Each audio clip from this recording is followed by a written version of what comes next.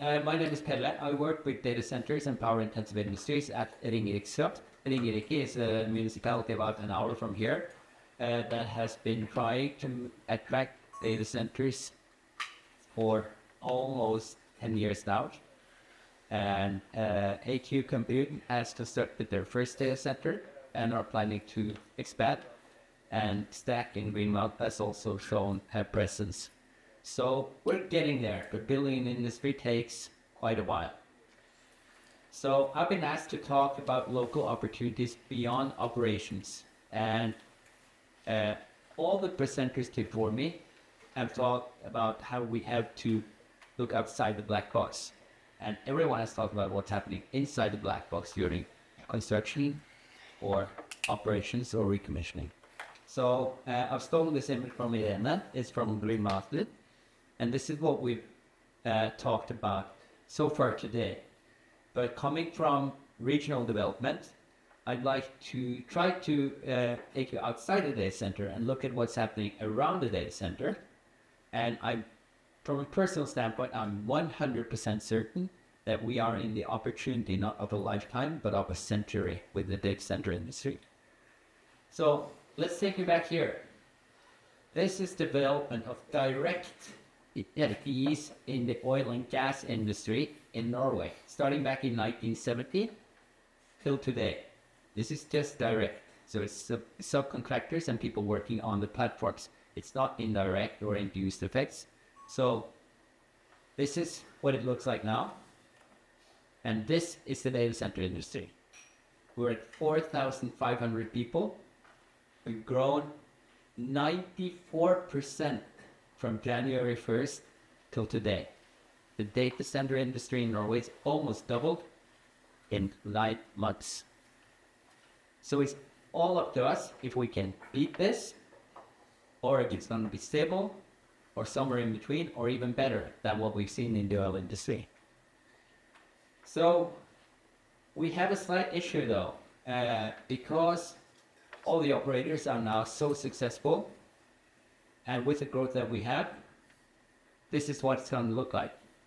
We're 5 million people, 5 million, 6 million people in Norway. And we're running out of people. In 8 years, everyone in Norway, from cradle to grave, will be working in the data center industry. So that's not going to happen. But just to confirm it's not going to happen, I obviously had to ask OpenAI, this is the growth rate.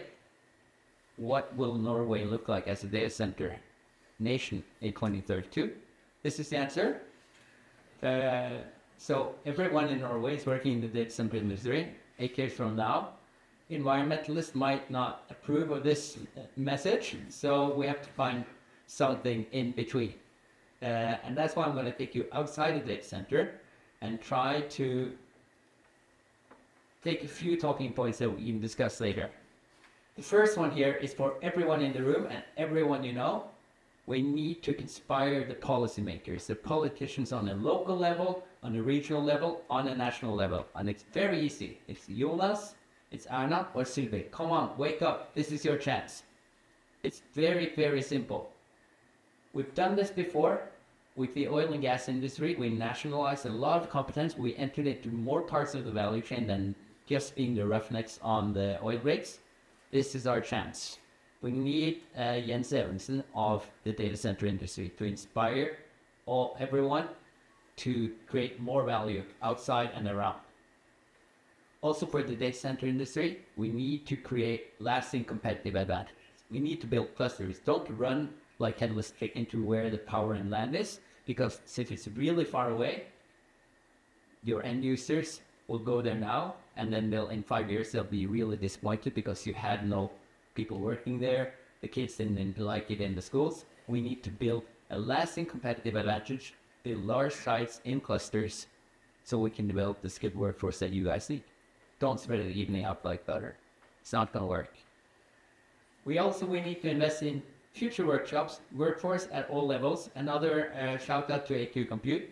Ringerikskraft, we sponsor talent in tech at the conferences, where we invite students, high school, university students from Hønefoss, obviously, to come join the conferences and meet the leaders of the data center industry. These 6 boys were handpicked by the university in Hønefoss.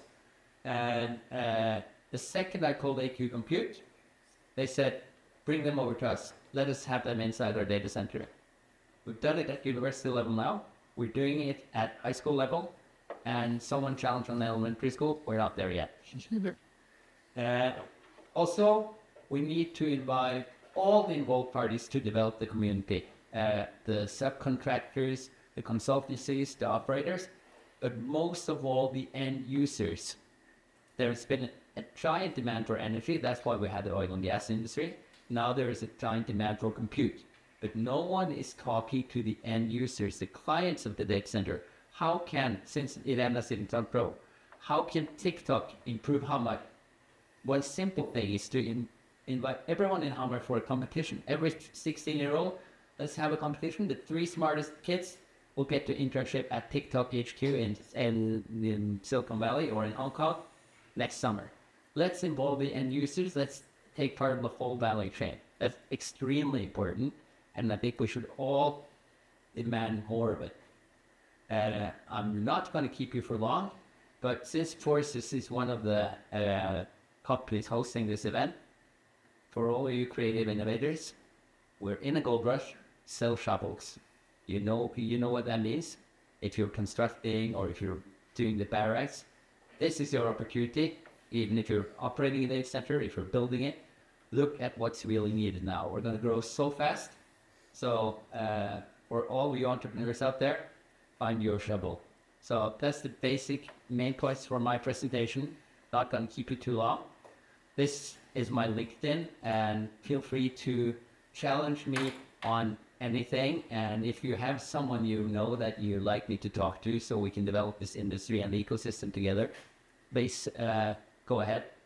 And with that, I'm going to jump into the next major point of the event, which is a break, which is not noticed here. So I think you get 20 minutes plus 1 from me. But finally, we'll get back to a panel discussion and then some networking. And remember to ask me and the previous presenters anything you need. So with that, over to you. Yeah, that was perfect. I mean, thank you so much.